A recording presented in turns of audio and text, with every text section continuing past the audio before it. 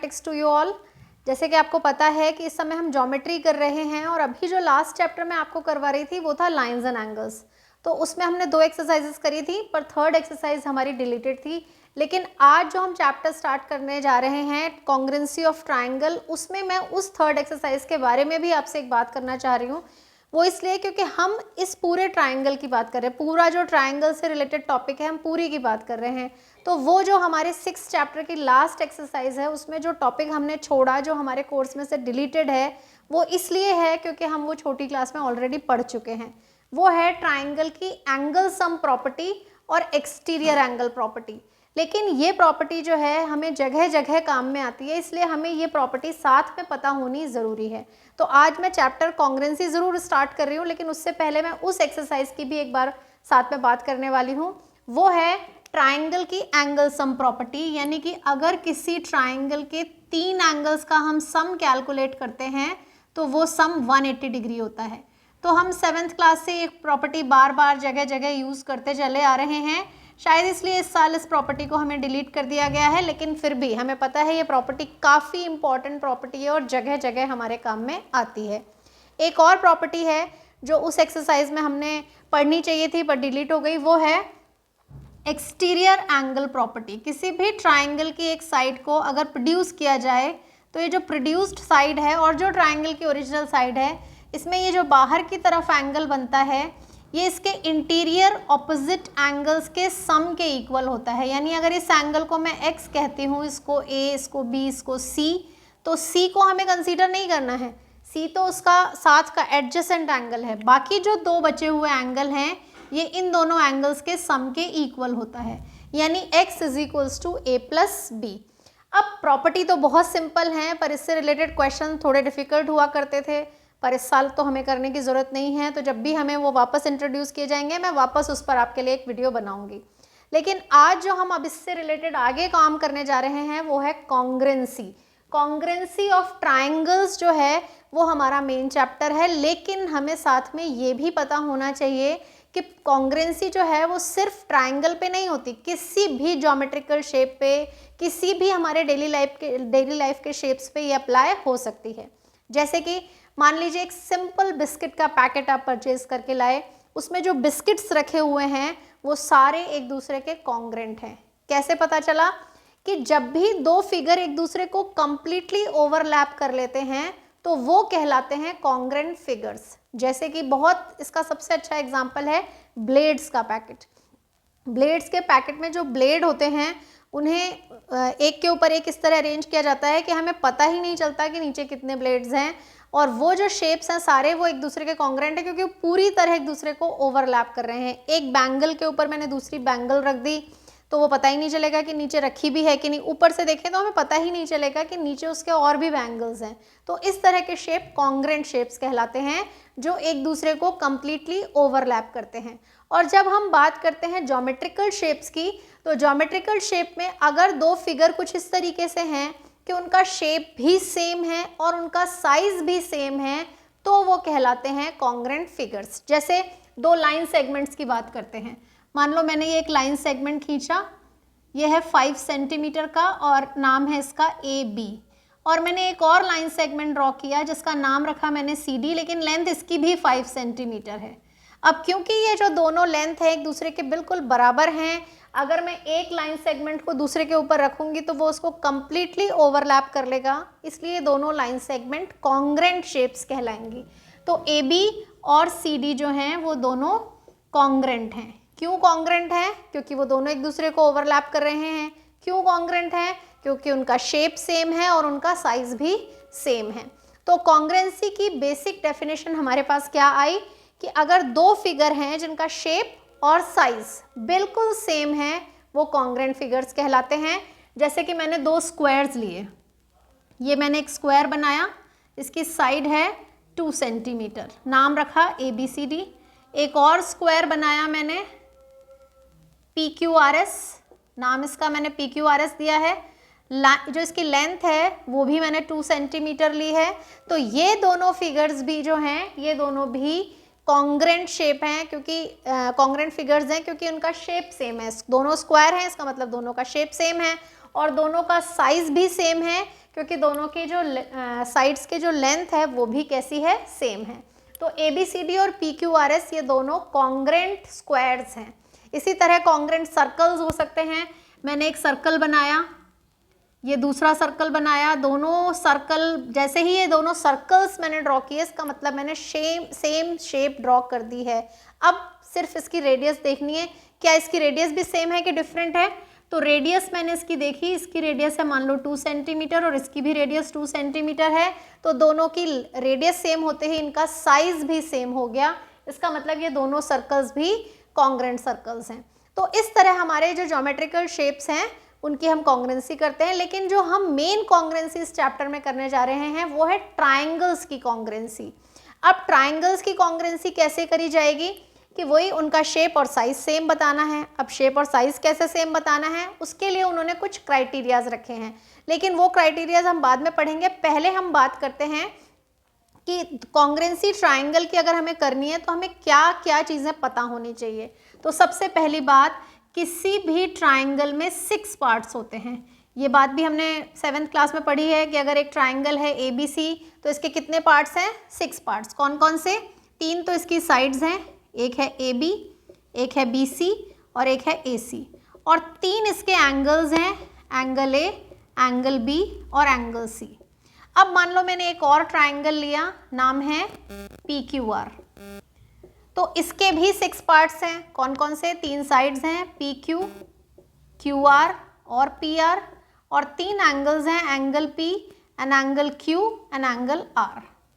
अब ये जो 6 पार्ट्स हैं, अगर ये 6 के 6 पार्ट्स बिल्कुल सेम हो जाएं, इसमें से जो 3 साइड्स हैं वो इसकी 3 साइड्स के इक्वल हो जाएं, इसमें से जो 3 एंगल्स हैं वो इसके 3 एंगल्स के इक्वल हो जाएं, तो अगर ये सब इक्वल हो जाएं तो ये फिगर, तो ये ट्राइंगल कॉन्ग्रेंट ट्राइंगल कहलाएंगे।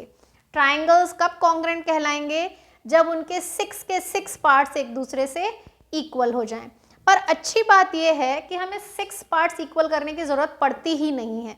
हम कोई 3 चीज़ें भी इक्वल करें तो बची हुई 3 चीज़ें अपने आप इक्वल हो जाती हैं। बस कंडीशन ये है कि हमारी ऐसे चॉइस नहीं है कि हम कोई भी 3 चीज़ें इक्वल करेंगे हो जाएगा। कुछ खास चीज़ें हैं जो कि हम क्राइटेरिया के नाम से आगे पढ़ेंगे।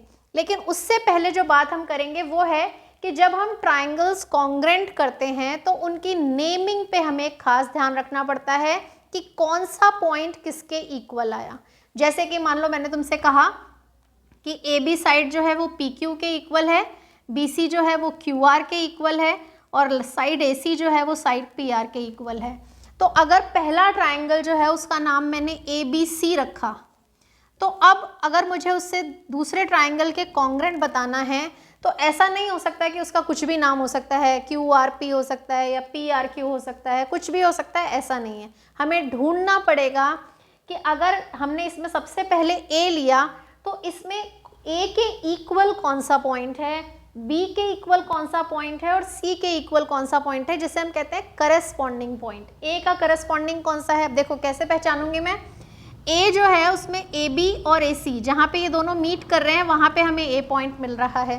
तो AB और AC के इक्वल जो साइड्स हैं वो हैं PQ और PR, और वो दोनों जहाँ मीट कर रही हैं वहाँ पे हमें P पॉइंट मिल रहा है। इसका मतलब A का करस्पॉन्डिंग पॉइंट क्या हो गया, P हो गया। इसी तरह B पॉइंट वहाँ मिल रहा है जहाँ पे AB और BC मीट कर रही हैं। AB के इक्वल है PQ, BC के इक्वल है QR, ये दोनों जहाँ पे मीट कर रहे हैं वो B का करस्पॉन्डिंग पॉइंट हो गया, यानी Q हो गया, और बच गया C, तो वो R के करस्पॉन्डिंग हो जाएगा। तो ये जो नेमिंग है ये बहुत ही इम्पॉर्टेंट चीज़ है। ऐसी चॉइसेस हमारे पास ओपन नहीं है कि हम कुछ भी नाम लिख सकते हैं। तो अब हम इसमें क्राइटेरियाज की बात करेंगे कि ये मैंने कहा 6 जो चीज़ें हैं इनमें से सारी इक्वल करने की ज़रूरत नहीं है, तो कौन कौन सी इक्वल करके हम कॉन्ग्रेंसी कर सकते हैं, अब वो डिस्कस करते हैं। ट्राइंगल की कॉन्ग्रेंसी करने के लिए जैसा कि मैंने अभी आपको बताया कि 6 चीज़ें इक्वल चाहिए, पर 6 की 6 इक्वल करने की ज़रूरत नहीं है। तो कौन सी 3 हमें इक्वल करनी है, सबसे पहली चॉइस जो हमारे पास बनती है वो है दोनों ट्राइंगल की तीनों साइड्स इक्वल हो जाएं तो हमारे ट्राइंगल कॉन्ग्रेंट होते हैं। हमें किसी एंगल की हेल्प की ज़रूरत नहीं पड़ेगी, सिर्फ साइड्स इक्वल करना ही सफिशिएंट होगा। जैसे मैंने एक ट्राइंगल लिया ABC, अभी जो हम एग्जाम्पल लिया था बिल्कुल उसी तरह का मैं एग्जाम्पल ले रही हूँ, थोड़ा सा इसमें मैं चेंज करने जा रही हूँ। ये है मेरा ट्राइंगल ABC और ये है ट्राइंगल PQR। मैंने कहा कि इसकी साइड AB जो है वो PR के इक्वल है, इसकी जो BC है वो QR के इक्वल है और इसकी जो AC है वो PQ के इक्वल है। ठीक है, तो अभी जो मैंने एग्जाम्पल दिया था ये कुछ कुछ वैसा ही है। पहले ट्राइंगल के 3 साइड्स दूसरे ट्राइंगल की 3 साइड्स के इक्वल हैं। अच्छा, साइड्स इक्वल देने के लिए वो क्या क्या तरीके यूज़ कर सकते हैं? हो सकता है यहाँ लेंथ लिख दें, तो लेंथ से हम लेंथ को इक्वेट करके चेक कर सकते हैं। हो सकता है लेंथ ना लिखे सिर्फ मार्किंग बना दें। तो ध्यान रहे जिन पे सेम मार्किंग है वो साइड्स इक्वल होती हैं। और एक तरीका और होता है, वो है अगर कोई साइड 2 ट्राइंगल एक साथ शेयर कर रहे हैं तो वो भी इक्वल कहलाएगी, कॉमन कहलाती है। जैसे कि मैंने इस तरीके का एक फिगर बनाया, ये एक ट्राइंगल है और इसी के साथ जुड़ा हुआ दूसरा, तो ये साइड जो है दोनों ट्राइंगल्स शेयर कर रहे हैं, इसका मतलब ये साइड भी इनमें इक्वल काउंट की जाएगी। तो साइड्स इक्वल करने के लिए इस तरीके के डिफरेंट मेथड्स हो सकते हैं। अब क्योंकि इनमें तीनों साइड्स इक्वल हैं, ये ट्राइंगल कॉन्ग्रेंट है, तो साथ के साथ मैं आपको नेमिंग करने का जो तरीका मैंने अभी उस फिगर में बताया था वही मैं यहाँ पे भी बताती हूँ। वहाँ हमने ABC को PQR के कॉन्ग्रेंट किया था, क्या यहाँ भी ABC PQR के कॉन्ग्रेंट है? चेक करते हैं। कैसे करेंगे? करस्पॉन्डिंग पॉइंट्स निकालते हैं, कौन सा पॉइंट किसके करस्पॉन्डिंग है। तो ध्यान से देखिए, इसकी साइड मैंने ली AB, वो किसके इक्वल है? इसमें PR के इक्वल है। इसकी साइड मैंने BC ली है जो कि QR के इक्वल है और इसकी साइड मैंने AC ली है जो कि PQ के इक्वल है। अब देखो सेम पॉइंट कैसे ढूंढते हैं, ध्यान से देखना। AB और BC का कॉमन पॉइंट है B और यहाँ पे इन्हीं के इक्वल जो PR और QR हैं उनका कॉमन पॉइंट है R। इसका मतलब B का जो करस्पॉन्डिंग पॉइंट है वो R है। तो अगर मैं पहले ट्राइंगल का नाम ABC लिखने जा रही हूँ तो जो दूसरे ट्राइंगल का मैं नाम लिखूंगी उसमें B की जगह मुझे R लेना है, यानी मिडिल में मुझे R यूज़ करना है। अब हम आते हैं BC और AC में। यहाँ पे जो कॉमन पॉइंट है वो C है और इन्हीं के इक्वल जो QR और PQ हैं उनका कॉमन पॉइंट Q है। इसका मतलब C का करस्पॉन्डिंग पॉइंट जो है वो Q हो गया है। तो बचा हुआ पॉइंट जो P है वो सबसे पहले आएगा, यानी यहाँ ट्राइंगल ABC PQR के कॉन्ग्रेंट नहीं है बल्कि PRQ के कॉन्ग्रेंट है। तो लेबलिंग का जो ये तरीका है कि कौन सा ट्राइंगल किसके कॉन्ग्रेंट है, पहले का नाम अपनी चॉइस से कुछ भी लिख सकते हैं, पर दूसरे का नाम हमें करस्पॉन्डिंग पॉइंट ध्यान से ढूंढ के लिखना होता है। इसी में ही अगर एंगल्स इक्वल होते हैं तो कौन सा पॉइंट पे कौन सा एंगल बन रहा है वो किसके इक्वल है उसके थ्रू भी हम अपना ढूंढ सकते हैं। तो ये है हमारी SSS कॉन्ग्रेंसी, जो पहला क्राइटेरिया है। हालांकि इसकी एक्सरसाइज जो है वो आपको बाद में सॉल्व करनी है, लेकिन हम नंबर से चल रहे हैं इसलिए मैंने सबसे पहले बताया कि तीनों साइड्स अगर हमें दी जाएं तो हमारे ट्राइंगल कॉन्ग्रेंट होते हैं। और अगर हमें तीनों साइड्स नहीं दी जाएं, सिर्फ 2 ही साइड्स दी जाएं, तो फिर हमें एक एंगल इक्वल करना होता है। और ऐसी चॉइस नहीं है कि हम कोई भी एंगल इक्वल कर सकते हैं। ध्यान रहे, मैंने एक ट्राइंगल दिया, ये है ABC और ये मैंने दूसरा ट्राइंगल लिया DEF। अब मैंने 2 ही साइड्स इक्वल दी हैं तुम्हें, एक AB DE के इक्वल है और एक AC जो है वो DF के इक्वल है, और तीसरी साइड दी नहीं है, तो इसका मतलब तीसरा एंगल चाहिए। पर ये चॉइस ओपन नहीं है कि कोई भी एंगल चलेगा। ऐसा नहीं हो सकता कि B और E इक्वल दिए जाएं तो हो जाए या C और F इक्वल दिए जाएं तो हो जाए। सिर्फ एक ही चॉइस है, जिन साइड्स को हमने इक्वल किया है उनका इंक्लूडेड एंगल ही हमें इक्वल करना है। क्योंकि हमने यहाँ AB और AC को इक्वल किया है वहाँ से, इसलिए हमें इनका included angle A he equal करना है, वो भी इन्हीं के इंक्लूडेड एंगल DE और DF के इंक्लूडेड एंगल यानी D से। तो अगर हमें A और D इक्वल दिए जाएंगे तो हम कह सकते हैं कि SAS कॉन्ग्रेंसी से ये दोनों ट्राइंगल क्या हो जाएंगे, कॉन्ग्रेंट। तो ध्यान रहे, अगर मैंने साइड्स AB और DE के साथ ये ना लेकर के BC और EF ली हुई होती तो फिर जो एंगल मुझे इक्वल करना पड़ता वो था एंगल B और एंगल E। तो कौन से साइड्स के लिए कौन सा एंगल लेना है, इंक्लूडेड एंगल के थ्रू ये डिसाइड किया जाता है इस कॉन्ग्रेंसी में। तो ये हुआ, 3 साइड्स से कम होके 2 ही साइड्स रह जाएं तो ये तरीका है, और अगर 2 साइड से कम होके सिर्फ एक ही साइड रह जाए तो फिर हमारे पास जो तीसरा क्राइटेरिया आता है वो कहलाता है ASA क्राइटेरिया। अब इसमें क्या होता है, इसमें हम एक साइड इक्वल जो हमें दी गई है वो ढूंढेंगे, जैसे कि मैंने ये वाली साइड्स मान लो इक्वल दी। तो अब यहाँ पे जो एंगल्स हमें इक्वल चाहिए वो है कि ये जो साइड है इस पे जो 2 पॉइंट्स हैं उन पे बनने वाले एंगल्स इक्वल होने चाहिए।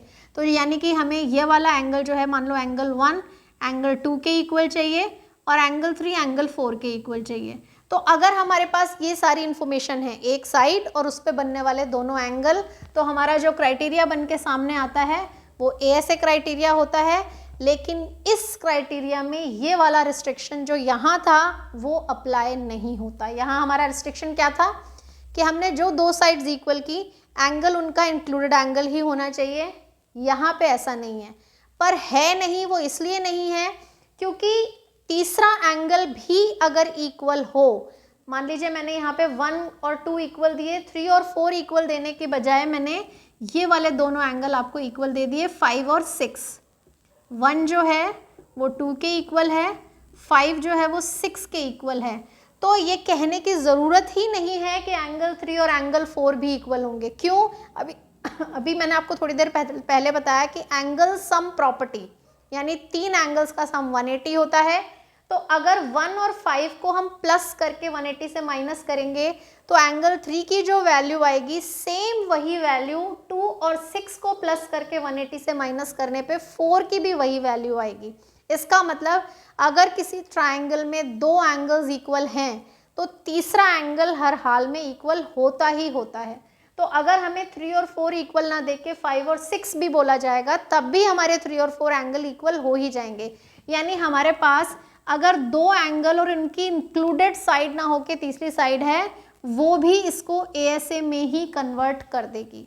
तो इसलिए हम इस क्राइटेरिया को 2 तरह से काम में ले सकते हैं, एंगल साइड एंगल, यानी कि 2 एंगल्स और उनकी इंक्लूडेड साइड, या एंगल एंगल साइड, यानी 2 एंगल और उनकी इंक्लूडेड साइड नहीं है बल्कि तीसरी साइड है, तब भी हमारे ट्रायंगल कॉन्ग्रेंट होते हैं।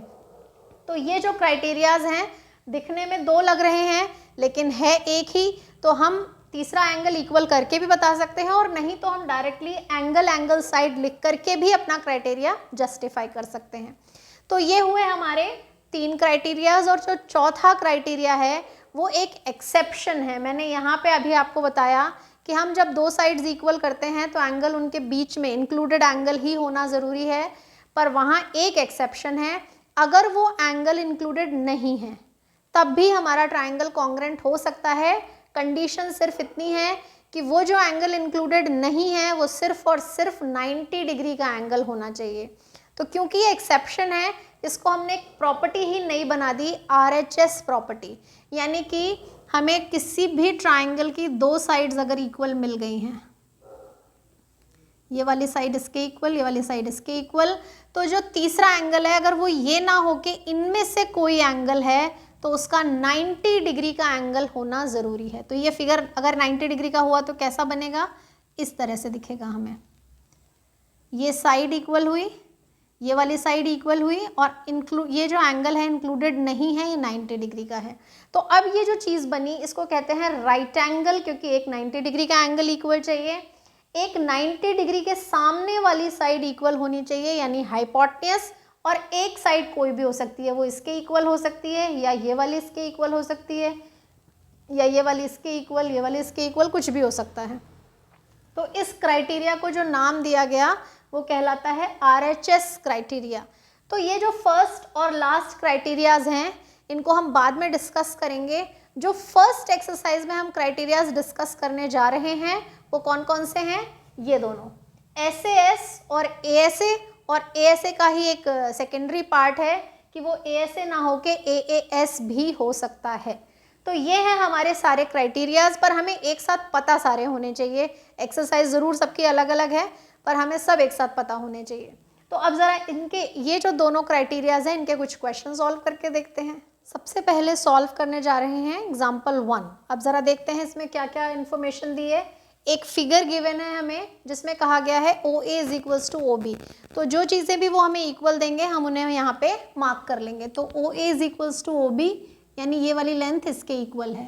OD is equals to OC, यानी ये दोनों लेंथ इक्वल हैं। ये दो इन्फॉर्मेशन उन्होंने हमें दी है और हमें ट्राइंगल कॉन्ग्रेंट करने के लिए कहा है कि ट्राइंगल AOD और ट्राइंगल BOC कॉन्ग्रेंट होंगे। तो अब हम जब कॉन्ग्रेंसी करते हैं तो हम हमेशा कैसे अपने आंसर की शुरुआत करेंगे? जिन ट्राइंगल्स की हम कॉन्ग्रेंसी चेक कर रहे हैं यहाँ हम उनका नाम लिख सकते हैं, और यहाँ पे उनका नाम ऑर्डर में हो ये कोई ज़रूरी नहीं है, हम यहाँ कोई भी नाम ले सकते हैं, सिर्फ एंड करते समय हमें ऑर्डर को पहचानना ज़रूरी है। अब हम इनमें जो जो चीज़ें इक्वल मिल रही हैं इजीली पहले वो लिखेंगे और फिर जो हमें ढूंढनी है वो लिखेंगे, और हमें तीन चीज़ें इक्वल करनी हैं। तो पहली चीज़ तो उन्होंने डायरेक्टली इक्वल दी है कि OA लेंथ जो है वो OB के इक्वल है, क्योंकि ये उन्होंने दिया है इसलिए इसके आगे हम लिखेंगे गिवन।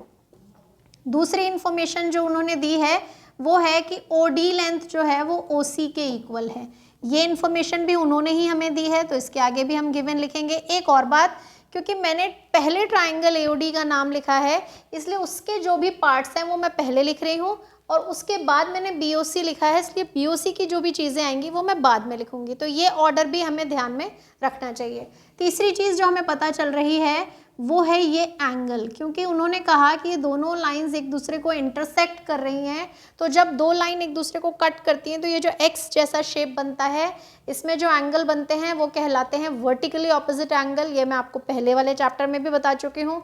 तो यहाँ ये दोनों हो गए वर्टिकली ऑपोजिट एंगल। तो पहले नाम आएगा एंगल AOD का और फिर नाम आएगा एंगल BOC का, और दोनों के लिए रीज़न आएगा वर्टिकली ऑपोजिट एंगल। तो इस तरह हमारे पास तीन चीज़ें इक्वल आ गई। कौन कौन सी तीन चीज़ें? दो साइड्स और एक उनका इंक्लूडेड एंगल। यानी हमारे पास जो क्राइटेरिया हमारे काम में आया इस क्वेश्चन में वो हो गया SAS क्राइटेरिया। तो अब मैं क्या लिखने जा रही हूँ? ट्राइंगल का नाम। पहला ट्राइंगल AOD है तो दूसरा क्या होगा ध्यान से पहचानिए, क्योंकि O पे वर्टिकली ऑपोजिट एंगल फॉर्म हो रहा है यानी O की जगह पे तो O ही आएगा। अब अगर O के इक्वल O है तो OA is equals to OB, इसका मतलब A के इक्वल जो पॉइंट है वो B है, यानी हमारे इस ट्राइंगल की शुरुआत B से होगी और फिर बचा हुआ एंड होगा जो कि C से होगा। तो triangle AOD is congruent to triangle BOC। कौन सा क्राइटेरिया लगा वो हमें यहाँ लिखना पड़ेगा, बाय SAS। तो बाय SAS रूल ये दोनों ट्राइंगल कॉन्ग्रेंट हो गए। अब उन्होंने पूछा है कि पैरेलल लाइंस बताओ। तो लाइंस पैरेलल डायरेक्टली तो बता ही नहीं जा सकती। पैरेलल लाइंस के लिए क्या तरीका होता है ये भी हमने लास्ट चैप्टर में करा है। करस्पॉन्डिंग एंगल्स इक्वल किए जाते हैं या ऑल्टरनेट एंगल्स इक्वल किए जाते हैं या को इंटीरियर एंगल्स का सम 180 बताया जाता है। तो यहाँ क्या लगता है, यहाँ पे जैसा कि मैंने आपको बताया कि जब भी हम दो ट्राइंगल कॉन्ग्रेंट करते हैं तो उनकी 6 के 6 पार्ट्स इक्वल हो जाते हैं। हमने यहाँ 3 किए हैं पर इसका मतलब ये नहीं है बचे हुए 3 भी इक्वल हैं। वो बचे हुए 3 क्या हैं, उसमें से हमें किसकी ज़रूरत है, क्योंकि हमें लाइंस पैरेलल करनी है इसलिए हमें एंगल की ज़रूरत है। तो कौन सा एंगल किसके इक्वल हो रहा है पहचानते हैं यहाँ से, क्योंकि फर्स्ट पे A है तो यहाँ का फर्स्ट और यहाँ का फर्स्ट सेम करस्पॉन्डिंग पॉइंट्स हैं, यानी A पे बनने वाला एंगल इस ट्राइंगल में B पे बनने वाले एंगल के इक्वल है। इसमें A पे बनने वाला एंगल ये है और इसमें B पे बनने वाला एंगल ये है, तो ये दोनों एंगल इक्वल हैं। Angle OAD is equals to angle OBC। अब इसको कहते क्या हैं, इसको कहते हैं CPCT, full form corresponding parts of congruent triangle. क्योंकि ट्राइंगल के 6 पार्ट्स होते हैं, 3 पार्ट्स हम यहाँ इक्वल कर चुके हैं, बचे हुए 3 पार्ट्स कहलाते हैं करस्पॉन्डिंग पार्ट्स। तो करस्पॉन्डिंग पार्ट्स हैं तो 3, पर मैं सिर्फ एक ही काम में ले रही हूँ क्योंकि मुझे सिर्फ लाइन पैरेलल करने की ज़रूरत थी, इसलिए मेरे लिए इतना ही सफिशिएंट है। पर अगर वो मुझसे पूछते कि क्या AD और BC इक्वल है तो मैं कहती हाँ है। क्यों है? वही reason, corresponding parts of congruent triangle, CPCT से। लेकिन फ़िलहाल हमारे लिए सिर्फ इतना ही काफ़ी है। यहाँ मेंशन करना पड़ेगा कि ये जो रिज़ल्ट हमने निकाला ये हमने CPCT से निकाला, corresponding parts of congruent triangle से निकाला। जैसे ही हमने ये एंगल इक्वल निकाले अब हम कह सकते हैं now AD is parallel to BC। Reason है as alternate interior angles are equal. तो इस तरह से हम कॉन्ग्रेंसी के आगे भी चीज़ें इक्वल बता सकते हैं, प्रूव कर सकते हैं। कई बार कॉन्ग्रेंसी पूछी ही नहीं जाएगी, सीधे चीज़ें ही पूछी जाएंगी। तो हमें पता होना चाहिए कि अगर मुझे ये क्वेश्चन पूछा ही नहीं जाता कि क्या AOD और BOC कॉन्ग्रेंट है, सिर्फ यही पूछा जाता कि प्रूव करो कि AD और BC पैरेलल हैं, तो मैं कैसे करती।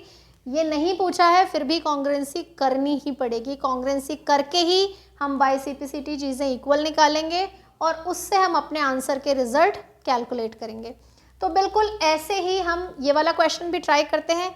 इस क्वेश्चन में तो हमें फिगर दिया था, इस क्वेश्चन में तो हमें फिगर भी नहीं दिया है, यानी हमें फिगर भी खुद से ड्रॉ करना है। तो अब ज़रा देखते हैं क्वेश्चन क्या कह रहा है। क्वेश्चन कह रहा है कि AB एक लाइन सेगमेंट है, तो मैंने AB लाइन सेगमेंट ड्रॉ किया। फिर उन्होंने कहा L इसका परपेंडिकुलर बाइसेक्टर है। अब L परपेंडिकुलर बाइसेक्टर है, तो इससे हमें दो बातें पता चली। L इस लाइन के साथ 90 डिग्री के एंगल्स फॉर्म कर रहा है। परपेंडिकुलर बाइसेक्टर यानी वो 90 डिग्री के एंगल फॉर्म कर रहा है। बाइसेक्टर मतलब कि ये जिस पॉइंट पे कट कर रहा है, P पॉइंट बोला है, तो P पॉइंट तो हमें यहाँ लेना है। हम इस पॉइंट को कुछ और नाम देते हैं, जैसे कि मैंने इस पॉइंट को नाम दिया R दिया। तो ये जो R पॉइंट है ये इसका AB का मिड पॉइंट है, क्योंकि L परपेंडिकुलर बाइसेक्टर है, इसका मतलब ये जो R है ये AB का क्या हो गया, मिड पॉइंट हो गया। यानी AR और RB ये दोनों लेंथ आपस में इक्वल हो गई है। मिड पॉइंट होते ही हमें ये पता चला। अब हमसे उन्होंने पूछा है कि ये जो P पॉइंट हमने लिया है क्या ये A और B से इक्वी डिस्टेंट है। पहले ज्वाइन करते हैं। P को हमने A से ज्वाइन किया, P को हमने B से ज्वाइन किया। वो कह रहे हैं PA और PB को इक्वल बताओ। तो जैसा कि मैंने अभी थोड़ी देर पहले यहाँ बताया था, कोई कॉन्ग्रेंसी उन्होंने डायरेक्टली नहीं पूछी है, लेकिन हमें पता है कि हमें चीज़ें भी अगर CPCT से इक्वल करनी है तो उसके लिए पहले कॉन्ग्रेंसी करनी ही पड़ेगी। तो यहाँ भी हमें पहले कॉन्ग्रेंसी अप्लाई करनी है। कौन कौन से ट्राइंगल में, PRA और PRB, ये दोनों ट्राइंगल्स जब हम कॉन्ग्रेंट कर पाए तो हम अपने आप ही PA = PB बाय CPCT कह पाएंगे। तो अब ज़रा चेक करते हैं क्या ये ट्राइंगल कॉन्ग्रेंट है। लिखने का तरीका, पहले हम वो दो ट्राइंगल्स जो हम कॉन्ग्रेंट करने चाहते हैं उनके नाम लिखते हैं। तो हम एक PRA और एक PRB, इनमें कौन कौन सी चीज़ें इक्वल हैं, तो इसकी जो चीज़ें हैं वो इस तरफ आएंगी, उसकी जो चीज़ें हैं वो उस तरफ जाएंगी। तो सबसे पहले मैंने लिखा AR = RB, ये हमें गिवन था। उसके बाद मैंने लिखा PR जो है वो दोनों ट्राइंगल्स शेयर कर रहे हैं, तो जो चीज़ दोनों शेयर करते हैं उसे कहते हैं कॉमन। तो PR साइड जो है वो दोनों ट्राइंगल्स शेयर कर रहे हैं, इसलिए वो कॉमन कहलाएगी। और तीसरी इन्फॉर्मेशन, क्योंकि ये जो लाइन L है ये AB पे परपेंडिकुलर है, तो मान लो मैंने इन दोनों एंगल को एंगल 1 और एंगल 2 नाम दिया। एंगल 1 = एंगल 2 ईच 90 डिग्री, और ये बात हमें क्वेश्चन ने बताई है, गिवन। तो इस तरह हमारे पास तीन चीज़ें इक्वल आ गई, दो साइड्स और उनका इंक्लूडेड एंगल। जैसे ही ये हुआ इसका मतलब दो साइड्स इंक्लूडेड एंगल, ऐसे ऐसे दोनों ट्राइंगल कॉन्ग्रेंट हैं। तो triangle PRA is congruent to triangle. अब नेमिंग में फिर हमें ध्यान रखना है, R पे दोनों में 90 डिग्री बन रहा है, R दोनों शेयर कर रहे हैं R पॉइंट को, इसलिए R जो है वो सेम पोजीशन पे आएगा। इसमें सेकेंड पोजीशन पे है तो इसमें भी R सेकेंड पोजीशन पे ही रहेगा। फिर इसके बाद AR और RB को हम इक्वल कर रहे हैं, तो R के इक्वल R है, इसका मतलब A के इक्वल B पॉइंट है। तो यहाँ जहाँ A था उसकी जगह पे मैंने B रिप्लेस कर दिया है। और अब बचा तीसरा पॉइंट, तो वो हो गया P, तो P को मैंने यहाँ पे लिख दिया। और क्राइटेरिया कौन सा बना, by SAS rule. By SAS rule ये दोनों ट्राइंगल कॉन्ग्रेंट हो चुके हैं, और जैसे ही ये ट्राइंगल कॉन्ग्रेंट हुए इनके बचे हुए पार्ट्स इक्वल हो जाएंगे। तो बचे हुए पार्ट्स में सबसे पहले है तो बहुत सारी चीज़ें, पर हमें जो चाहिए वो है PA और PB। तो मैंने यहाँ लिखा कि PA = PB, रीज़न क्या हो गया, by CPCT, corresponding parts of congruent triangle. तो इस तरीके से हमें अपनी चीज़ों को यहाँ पे इक्वल करना है। ये दो एग्जाम्पल्स हमने किए हैं, ये दोनों SS प्रॉपर्टी पे बेस्ड थे। अब मैं जो एग्जाम्पल आपको बताने जा रही हूँ वो एक दूसरे क्राइटेरिया पे बेस्ड है, तो ज़रा उस एग्जाम्पल को सॉल्व करते हैं। Example number 3। एग्जाम्पल 3, क्या इन्फॉर्मेशन दी है? दो लाइन सेगमेंट्स दिए हैं ए बी और सी डी जो एक दूसरे के पैरेलल हैं। पैरेलल के लिए जो मार्किंग हम करते हैं ना, वो इस तरह के एरोज होते हैं। हमें एरोज मार्क करके अपनी साइड्स को पैरेलल शो करना चाहिए कि ये दोनों साइड्स पैरेलल हैं, इसका मतलब दोनों पे एरो मार्क होगा। अब उन्होंने कहा ओ जो है वो ए डी का मिड पॉइंट है, तो ए डी का मिड पॉइंट है, यानी ये वाली लेंथ और ये वाली लेंथ इक्वल हैं। अब इससे पहले वाले क्वेश्चन में जैसे आपने देखा था कि जब हमें लाइंस को पैरेलल करना था तो हमने ऑल्टरनेट एंगल्स को इक्वल किया था। यहाँ पे हमें लाइंस ऑलरेडी पैरेलल दी गई हैं, इसका मतलब इसमें ऑल्टरनेट एंगल्स इक्वल होंगे। अब साइड हमें सिर्फ एक इक्वल दी है, तो अब हम कॉन्ग्रुएंसी लिखना शुरू करते हैं। कौन कौन से ट्राइंगल्स की कॉन्ग्रुएंसी हमें पूछी है? एक है AOB ट्राइंगल और दूसरा है DOC। लिखते हैं इनमें क्या क्या हमें डायरेक्टली इक्वल मिल रहा है। तो हमें O मिड पॉइंट बोला है, इसका मतलब OA जो है वो OD के इक्वल है। ये बात हमें क्वेश्चन ने ही दी है, तो इसको हम गिवन लिख सकते हैं। इसके बाद जो दूसरी इन्फॉर्मेशन क्वेश्चन ने हमें दी थी वो ये थी कि लाइंस पैरेलल हैं, पर पैरेलल लाइंस तो हमारे काम में नहीं आएंगी, हमें तो एंगल्स और साइड इक्वल चाहिए। साइड्स हमें और कोई इक्वल मिल नहीं रही, तो पैरेलल लाइंस हमें इक्वल एंगल्स देंगी। कौन कौन से एंगल्स इक्वल हो गए? क्योंकि ये दोनों लाइन पैरेलल हैं, ये दोनों ऑल्टरनेट इंटीरियर एंगल फॉर्म होंगे। और नेमिंग के लिए जैसे मैंने बताया AOB का नाम पहले है तो एंगल भी पहले उसी का आएगा। Angle OAB is equals to angle ODC। Reason है ऑल्टरनेट इंटीरियर एंगल्स, तो alternate interior angles of parallel lines are equal. मैं चाहूँ तो तीसरा भी वही ले सकती हूँ, पर मैं तीसरा जो चीज़ लेने जा रही हूँ वो है वर्टिकली ऑपोजिट एंगल। तो ये जो एंगल है, angle AOB is equals to angle COD। Reason क्या है? ये दोनों स्ट्रेट लाइंस हैं, एक दूसरे को कट कर रही हैं, वर्टिकली ऑपोजिट एंगल्स फॉर्म हो रहे हैं और वर्टिकली ऑपोजिट एंगल्स इक्वल होते हैं। तो हमारे पास एक साइड इक्वल आ गई है, दो एंगल्स इक्वल आ गए हैं। कौन सा क्राइटेरिया बन गया है? ASA criteria. तो बाय ASA rule triangle AOB is congruent to, naming ध्यान से करनी है, कौन सा पॉइंट किसके इक्वल है? O पे वर्टिकली ऑपोजिट एंगल है, O के इक्वल O है, O के इक्वल O है तो A के इक्वल D है, यानी स्टार्टिंग D से होगी और एंड होगा C से, यानी triangle AOB is congruent to triangle DOC। अच्छा, एक चीज़ और है, अगर मैं ये वर्टिकली ऑपोजिट एंगल इक्वल नहीं करती तो मैं दूसरा भी ऑल्टरनेट एंगल ले सकती थी, क्योंकि ये दोनों लाइन पैरेलल हैं, एक ट्रांसवर्सल ये है तो एक ट्रांसवर्सल ये भी है, तो हम ये दोनों एंगल भी इक्वल ले सकते थे। अगर हम ये दोनों एंगल इक्वल लेते तो ये क्राइटेरिया जो है ASA जैसा नहीं दिखता। तो मैंने जैसे बताया है आपको पहले भी कि अगर कोई भी दो एंगल इक्वल हैं तो तीसरा भी इक्वल होता है। तो ये ASA नहीं है तो ASA की कॉर्लरी बन जाती है, उसको हम बोलते हैं AAS। तो हम AAS रूल से भी अपने ट्राइंगल्स को कॉन्ग्रेंट कह सकते हैं, क्योंकि दोनों बातों का एक ही मतलब है। तो इस तरह ही दोनों ट्राइंगल कॉन्ग्रेंट हो गए। और अब उन्होंने पूछा है कि क्या O जो है वो BC का भी मिड पॉइंट है। तो आपको पता है, मैंने अभी आपको बताया कि अगर दो ट्राइंगल कॉन्ग्रेंट हो गए तो उनके पूरे 6 के 6 पार्ट्स इक्वल होते हैं, यानी बची हुई सब साइड्स आपस में इक्वल होंगी। कौन कौन सी? OC और OB भी इक्वल होंगी, AB और CD भी इक्वल होगी। पर AB और CD के बारे में तो उन्होंने हमसे पूछा ही नहीं है, जो पूछा ही नहीं है उसके बारे में हम कुछ कहेंगे ही नहीं। हम सिर्फ ये कहेंगे कि इस ट्राइंगल में से जो OB निकलेगा और इस ट्राइंगल में से जो OC निकलेगा, देखो ऐसे भी पता करते हैं, इसके OB 2 पॉइंट्स लिए हैं लास्ट वाले, तो उसके भी वही 2 लास्ट वाले पॉइंट्स एक दूसरे से क्या हो जाएंगे? इक्वल। और रीज़न क्या है? By CPCT। तो इस तरह से हमने ये दोनों पार्ट्स इक्वल किए। तो आज जो मैंने आपको करवाया वो है आपके सारे तरह की कॉन्ग्रुएंसी के रूल्स बताए हैं, और हमारी जो फर्स्ट एक्सरसाइज से रिलेटेड एग्जाम्पल्स थे आज हमने वो एग्जाम्पल्स भी सॉल्व कर लिए। अब आप लोगों को ये करना है कि आपको अपनी फर्स्ट एक्सरसाइज 7.1 जो है वो सॉल्व करनी है, जिससे जब अगले वीडियो में मैं वो पूरी एक्सरसाइज आपको करके बताऊंगी तो आपके पास पता होना चाहिए कि आपकी क्या प्रॉब्लम्स हैं, कहाँ कहाँ आपको दिक्कतें आई। तो मेरा वीडियो जब भी मैं आपको वो क्वेश्चन समझाऊंगी तो आपको कोई भी दिक्कतें नहीं रह जाएंगी, आपकी सारी प्रॉब्लम सॉल्व हो जाएंगी। तो आपके लिए होमवर्क है 7.1 एक्सरसाइज सॉल्व करना, और उससे रिलेटेड कोई भी प्रॉब्लम है तो वो मुझसे पूछना। चलिए अब नेक्स्ट वीडियो में हम एक्सरसाइज सॉल्व करेंगे। तब तक के लिए happy mathematics to you all.